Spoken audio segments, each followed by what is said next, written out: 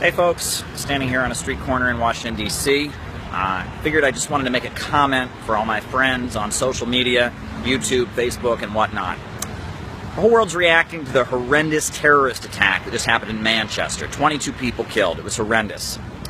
And we've also learned who the perpetrator was, Salman Abedini. This is somebody whose parents were from Libya. Now let's go over some recent history, shall we? Until 2011, Libya had the highest life expectancy on the African continent. Guaranteed healthcare, guaranteed education, probably the most prosperous country in Africa. And then the United States and NATO backed and funded terrorists and extremists to topple the Libyan government. The government led by Muammar Gaddafi, the Islamic Socialist government, was overthrown. Now we know that the perpetrator of this terrorist attack, the individual who blew himself up and killed all these innocent people, that he himself, that his parents were anti-Gaddafi Libyans. They had gotten asylum. They were Libyans who opposed Gaddafi and moved to the UK in 1993. Now let's go over some other recent terrorist attacks, shall we? Let's look at what happened at Pulse nightclub, right? We have Omar Mateen. This was someone whose father was from Afghanistan.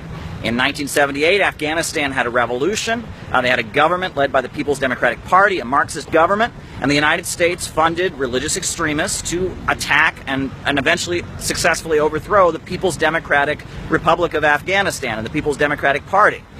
The Pulse nightclub shooter, his father, was an Afghan supported by the United States who fought against that government. So this is another U.S.-backed fighter against an independent government. Ahmed Rahami, the New Jersey bomber. This is another case. This is someone whose father also fought in Afghanistan, backed by the United States against the independent government. Oh, and let's not leave out the Boston bombing, right? We have the Tsarnaev brothers, right? These are people whose parents were in Chechnya, another country where the United States has supported religious extremists in fighting against the Soviet Union and against Russia. Are we starting to see a pattern here? That it seems like the people carrying out these terrorist attacks are the children, the first-generation children of people the United States has supported around the world to attack independent and nationalist governments. All over the world, we have this policy here in the United States, the CIA and others, fund and arm extremists to target independent governments like Gaddafi's Libya, like the People's Democratic Party of Afghanistan, like the Soviet Union. And as a result, what happens? These people, the second generation, they come here, they get their visas, their kids come here and kill people. People want to make this about immigration. They want to say the issue is immigrants. We shouldn't be letting these people in.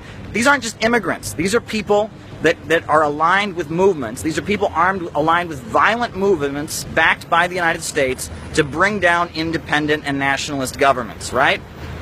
I mean, let's just face the facts here. I think this needs to be said, right? We're seeing a pattern here that the children of people who worked with the United States to attack independent and nationalist governments end up carrying out terrorist attacks.